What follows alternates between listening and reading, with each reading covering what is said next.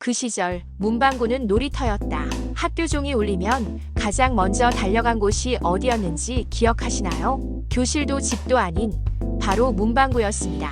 철제 책상 위에 가지런히 놓인 연필들, 손바닥만 한 지우개 속에 숨겨진 작은 장난감, 반짝이는 스티커가 가득한 띠부띠부실까지 90년대 VHS 테이프처럼 흔들리는 화면 속에서 문방구 아저씨는 늘 같은 자리에 앉아 계셨죠. 아이들이 용돈을 꺼내며 고민하는 모습을 지켜보시던 그 눈빛에는 묘한 따뜻함이 있었습니다.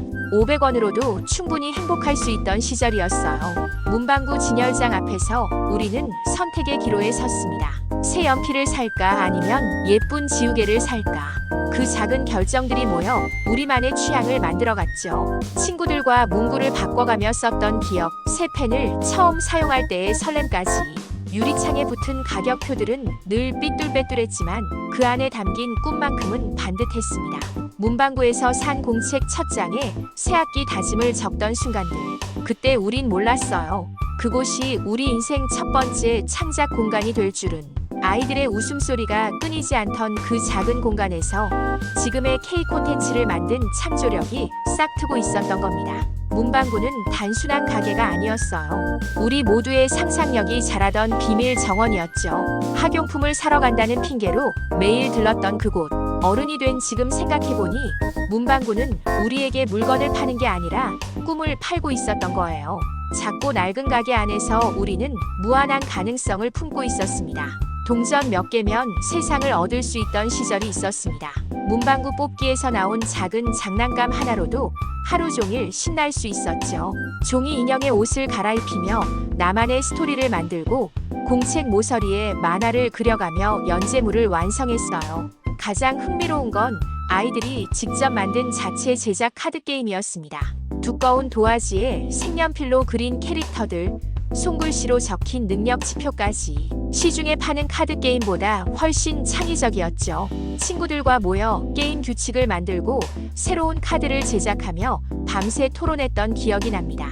문방구에서 산 사인펜 한 자루가 우리에게는 마법의 지팡이였어요.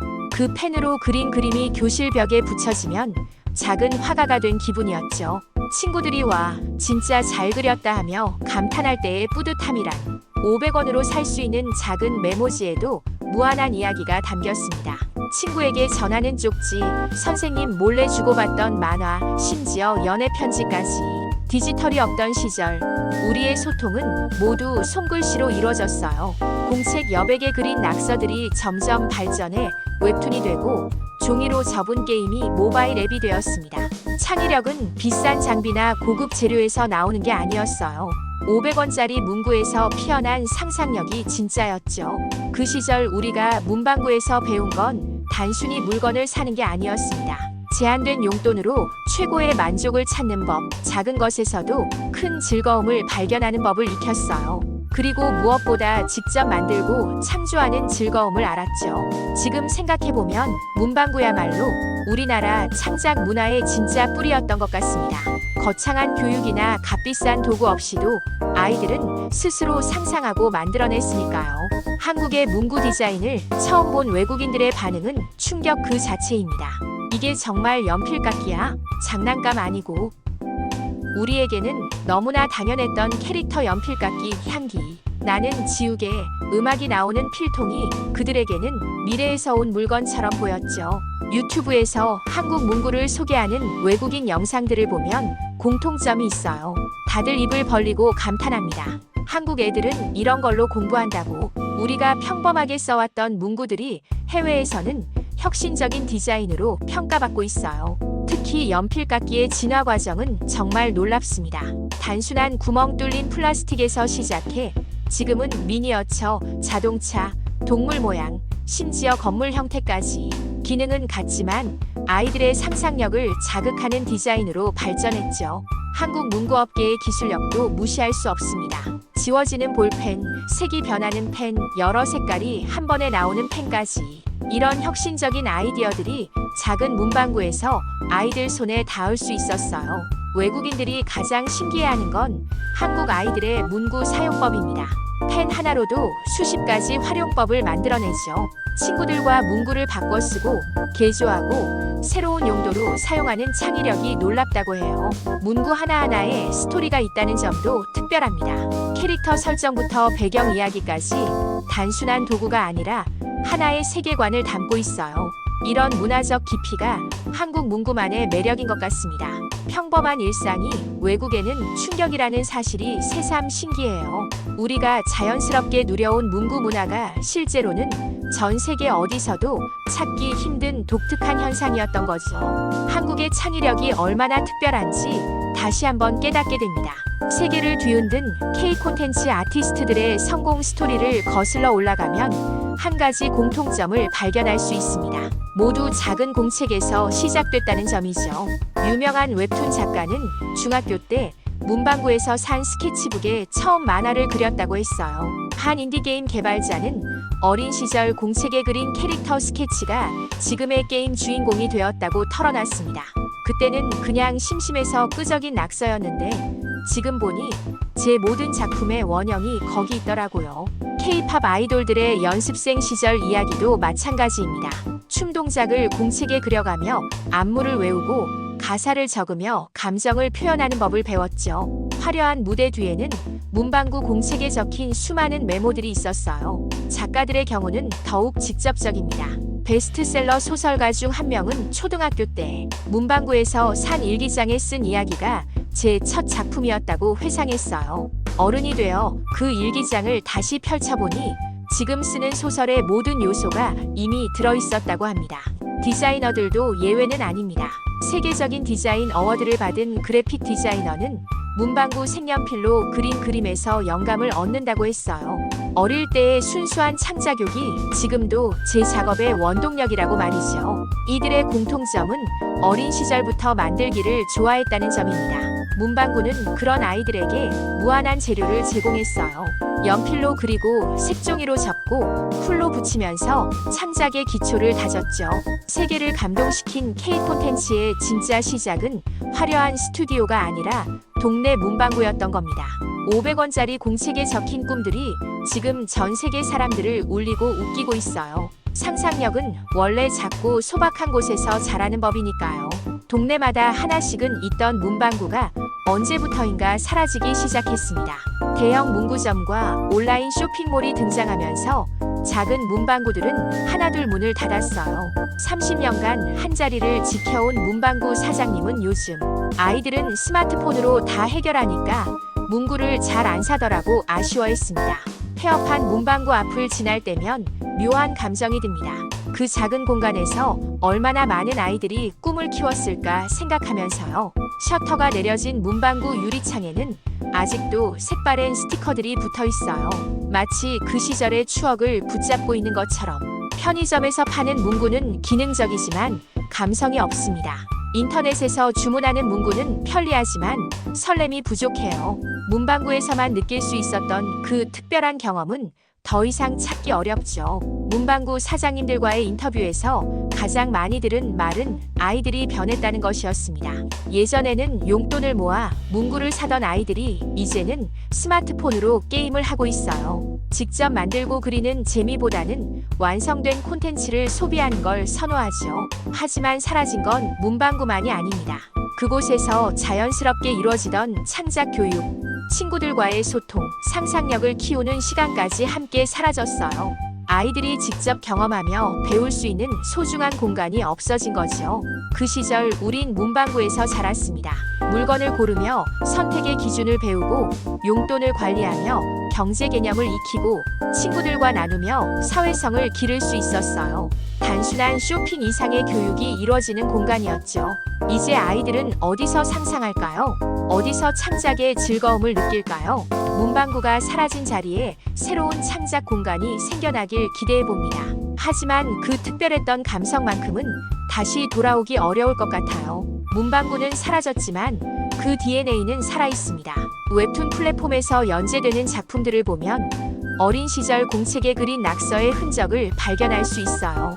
투박하지만 생생한 표현력, 기발한 아이디어가 그대로 살아있죠. 인디게임 개발자들의 작품에서도 문방구 감성이 느껴집니다.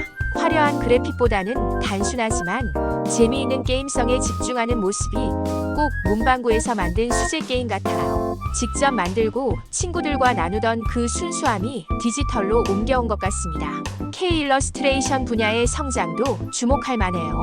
한국 일러스트레이터들의 독특한 색감과 캐릭터 표현은 어린 시절 문방구에서 익힌 미감에서 나온 것일지도 모르죠. 색연필과 사인펜으로 그리던 그림의 감성이 디지털 아트로 발전한 겁니다. 유튜브나 틱톡에서 인기를 끄는 DIY 콘텐츠들도 문방구 문화의 연장선상에 있어요. 간단한 재료로 멋진 작품을 만드는 과정을 보여주는 영상들이 수백만 조회수를 기록하고 있죠. 스마트폰이 보편화되면서 창작 도구도 바뀌었지만 창작 욕구 자체는 여전합니다. 어린 시절 문방구에서 자란 세대가 어른이 되어 새로운 방식으로 창작하고 있어요. 아날로그 감성과 디지털 기술이 만나 더욱 다양한 표현이 가능해졌죠. 무엇보다 만들어서 공유하기 문화가 확산된 게 인상적입니다. 예전에 친구들과만 나누던 창작물을 이제는 전 세계와 공유할 수 있어요. 문방구에서 시작된 창작 문화가 글로벌 플랫폼으로 확장된 거죠. 과거의 감성이 현재의 기술과 만나 새로운 가능성을 만들어내고 있습니다. 문방구는 사라졌지만 그곳에서 배운 창작의 즐거움, 상상력을 현실로 만드는 힘은 계속 이어지고 있어요. 형태는 바뀌었지만 본질은 그대로입니다. 한국이 전 세계 문화 콘텐츠 시장에서 차지하는 위상을 생각해보면 정말 놀랍습니다. K-팝, 웹툰, 게임, 영화까지 이 모든 성공의 뿌리를 따라가다 보면 결국 문방구에 닿게 돼요. 작고 보잘것없어 보이는 그 공간이 한국 창작 문화의 진짜 출발점이었죠. 한국 콘텐츠의 가장 큰 특징은 상상력의 자유로움입니다. 기존 틀에 얽매이지 않고 새로운 시도를 두려워하지 않아요. 이런 특성이 어디서 나왔을까 생각해보니 문방구에서 자란 세대의 DNA가 아닐까 싶습니다.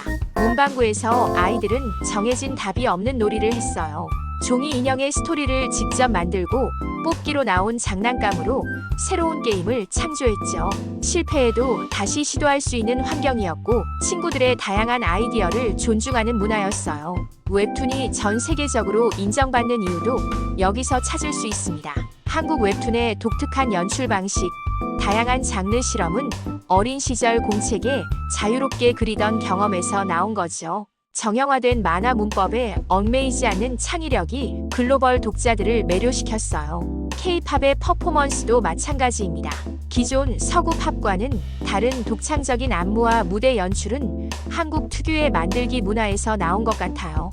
제한된 환경에서도 최대한의 효과를 내는 창의력이 K-팝을 특별하게 만들었죠.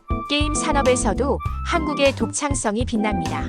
단순한 기술력이 아니라 유저들과 소통하며 함께 만들어가는 게임 문화는 문방구에서 친구들과 게임을 만들던 경험과 닮아 있어요. 구조적으로 보면 더욱 명확해집니다. 한국의 콘텐츠 산업이 급성장한 배경에는 창작에 대한 거부감이 적다는 점이 있어요. 어린 시절부터 자연스럽게 만들기를 경험한 세대가 성인이 되어 다양한 분야에서 창작 활동을 이어가고 있죠. 상상력은 원래 작고 낡은 공간에서 자랍니다. 거창한 시설이나 비싼 장비보다는 자유로운 분위기와 창작 욕구가 더 중요해요. 문방구가 바로 그런 공간이었고 그곳에서 자란 창의력이 지금의 K 콘텐츠를 만들었습니다. 문방구는 사라졌지만 그 감성은 우리 안에 살아있습니다. 새 공책의 냄새, 연필을 깎을 때의 소리, 친구들과 문구를 바꿔 쓰던 기억까지 그 모든 순간들이 지금의 우리를 만들었어요. 어른이 된 지금도 문구점에 들어가면 어린 시절의 설렘이 되살아나죠. 예쁜 펜을 보면 괜히 사고 싶어지고 새 다이어리를 사면 뭔가 새로운 시작을 할 수 있을 것 같은 기분이 들어요. 이게 바로 문방구가 우리에게 남긴 선물입니다. 창작은 거창한 게 아닙니다. 메모장에 끄적이는 낙서도 친구에게 보내는 손편지도 일기장에 적는 하루 이야기도 모두 창작이에요. 문방구에서 배운 가장 중요한 건 시작하는 용기였죠. 지금 우리 주변을 둘러보면 문방구 감성을 되살릴 수 있는 기회가 많습니다. 스마트폰으로 그림을 그리고 앱으로 음악을 만들고 소셜미디어로 이야기를 나누는 것도 문방구 놀이의 디지털 버전이에요. 중요한 건 완벽함이 아니라 시작하는 마음입니다. 문방구에서 500원짜리 펜으로 그린 그림이 지금 전 세계를 감동시키는 작품이 되었듯이 작은 시작이 큰 변화를 만들어낼 수 있어요. 당신 안에도 문방구가 있습니다. 어린 시절의 순수한 창작욕, 새로운 것을 만들고 싶은 마음, 친구들과 나누고 싶은 이야기들이 기다리고 있어요. 그 감성을 다시 꺼내보는 건 어떨까요? 상상하고 꾸미고 세상에 보여주세요. 그게 바로 K문방구가 우리에게 가르쳐준 방식입니다. 창작에는 정답이 없어요. 있는 건 시작하는 용기와 계속하는 즐거움뿐이죠. 문방구는 사라졌지만 그 정신은 영원합니다. 작은 것에서 큰 꿈을 키우고 함께 나누며 더 큰 기쁨을 만드는 것. 이제 당신 차례입니다. 당신만의 창작 이야기를 시작해보세요.